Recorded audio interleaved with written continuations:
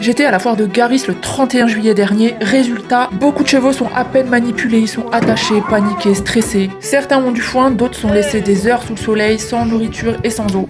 Il y a des poulains sevrés sur place, ça veut dire qu'ils sont séparés brutalement de leur mère et c'est immonde. Certains animaux sont maigres, mal entretenus, le regard vide. Ils sont vendus au premier venu. On trouve certains chevaux pour le loisir, mais la plupart sont vendus pour leur viande. Ils partent directement vers des centres d'engraissement et d'abattage. Certains chevaux sont restés enfermés toute la nuit dans un camion ou dans un vent. J'habite à 5 minutes de Garis et dans la nuit du 31 juillet au 1er août, des chevaux de la foire sont restés enfermés dans des camions, parqués et serrés comme des sardines, au moins toute la nuit de 21h à plus de 8h le matin. Comme ça m'a empêché de dormir, j'ai appelé les gendarmes qui ont signalé la situation au maire de Garis. Ces foires aux chevaux ne sont pas des espaces pour passionnés, c'est vraiment des foires à viande. Les animaux sont considérés comme des marchandises. Le plus déchirant, c'était de voir des animaux inséparables qui vivaient ensemble depuis longtemps, séparés comme des merdes sans considération.